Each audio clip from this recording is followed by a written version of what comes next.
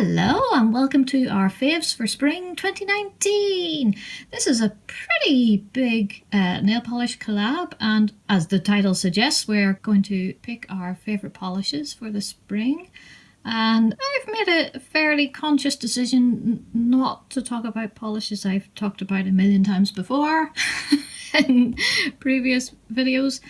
Also, I got a couple of new to me polishes, and I've got 5 creams, 1, 2, 3, 4, 5, 6, and 6 snazzy indies. So yeah, I got a little bit of a mixture between mainstream and indies. So let's go. Okay, the first 2 I've picked are actually from, these are 2 essays, from Summer 2017 collection. So they're fairly old in terms of the nail world, but they're new to me. This blue is this is Blue La La, and it has been talked about quite a lot by quite a few people, and so it's sort of casually been on my wish list, and I just spotted it randomly in a beauty outlet here in the UK, and I was like, oh, okay, didn't expect to see it, so I nabbed it, and it really is lovely. I can see why people love it. It's a lovely, lovely, pretty pale Parisian blue. I'll talk about the formula in a wee minute. Another one that's been on my list for ages is actually from the same collection, which I didn't realise till the other day, and this is Beget Me Not. And initially when I saw this, I thought it was a really, really cool toned pink, but it's actually a very, very pink lilac. Yeah, I think it's about as pink as a lilac can be without actually being pink, if you see what I mean. Anyway, so I do love the cut. They're just the absolutely beautiful shades, and as you can see, they go very nicely together. Very pretty shades, but I gotta say, Essie and their formulas, they're just so hit and miss, and in terms of formula, this was a bit meh. Disappointingly, it took 3 coats for both of them. They didn't self-level, so it kind of, you know when it pulls on the edges and then you're left with a really, really sheer bit in the middle.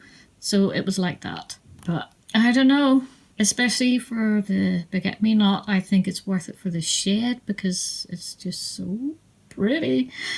Very, very pretty spring shades, but I'm not enamoured with the formula, I've got to say. So anyway, let's go to 3 creams where I do like the formula. It's going from one extreme to the other here in terms of formula. This is Ave Nails. The Ave Nails is a UK brand for those who don't know. And this is Talia.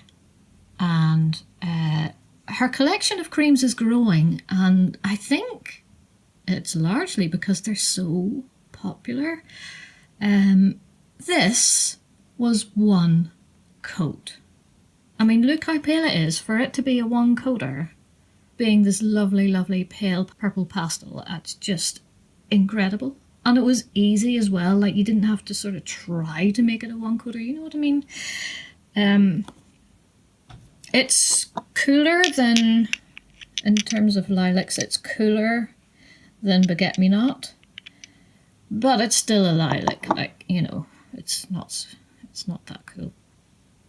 But it's just, I mean, it's, you know what us nail polish people are like. It's different enough to warrant.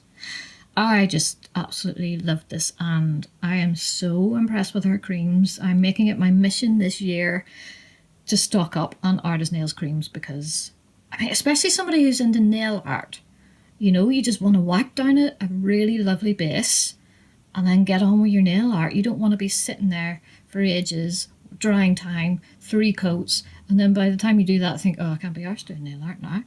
So yeah, I would highly recommend her creams. I don't know if they're all 1-coaters, but pretty much I think 2 max. Yeah, so far for me they've been 1-coaters. Very cool. Okay, now this one, this is OPI. That's hilarious. Ha ha ha. Oh, it is just such... I mean, I'm not really a pastel person, but obviously you think of spring, you think of pastels, and, you know, it's nice for a wee change. I'm not a huge pastel person, but sometimes you just get that shade and you just love it. And I think this is the only one I don't have a swatch photo for. I'm sorry. I don't know what happened. I couldn't find one, and then I ran out of time to make one, so yeah, but you can see what a beautiful pastel green this is. There's not loads of yellow, there's not too much blue. For me, it is perfect, bang in the middle, pastel green. So that one is from the Hawaii Spring Summer Collection, 2015, so that's quite an old one. Same collection as the Pineapples of Peelings too, but that one is beauty. Okay, my last cream is Zoya Cool. And I tell you what, if ever there was a perfect pastel orange, this is it. And it's one that doesn't look awful on my skin tone. Honestly, I think this would suit any skin tone. It is just so beautiful. There's not too much pink in it. I mean, it's described as a peach orange cream, but it's not that peachy to me. I mean, a bit, but I don't generally do peaches because it's just got, yeah, too much pink in it for my liking. This is still an orange to me. I would still put this in the orange section. It's just lovely, lovely, soft orange cream, and yeah, kind of makes you think of creamsicles. Is that what the Americans call them? I don't know what we call them, to be honest. Anyway, so yeah, that was Zoya Cool, and that is the end of my creams section. So let's get into these indies. And the first one I have chosen is so old, it's in one of these round bottles. This is a really old dollish. In fact, it's so old I cannot find any information on this polish. So I don't know anything about it, but I know how old it is by the bottle. And this is Buttercup, and it's just beautiful. And it's just a beautiful, soft, green, linear hollow. And what can I say? It's just lovely. I just can't say any more about it. It really is a lovely one. As usual with these videos, it's rare for a Moonshine Money not to sneak its way in, and I have chosen two because I couldn't decide between the two, really. I just couldn't. And these are both from the 2018 Supremely Spring collection, and obviously that's a reference to the Supremes. I mean, they're gorgeous together, as you can see. So let's talk about this one. This one is Baby Love. Baby Love. Baby Love. Okay, no, I'm not going to sing to you. Okay, this is a pastel pink Krelly with 3 different kinds of shifty flakies in there. 3 different types. So that's just lovely. Opaque in 2 coats, nice and easy as always. Moonshine Money formulas are just a dream to work with. It just goes on buttery smooth, and there's never an issue. This one is a periwinkle, pastel periwinkle, and it's got 3 different kinds of shifty flakies in there, slightly different types this time, obviously to work with the base, and exactly the same formula, opaque in 2 coats. And I think the swatch photo is wearing these 2 together. Very, very pretty.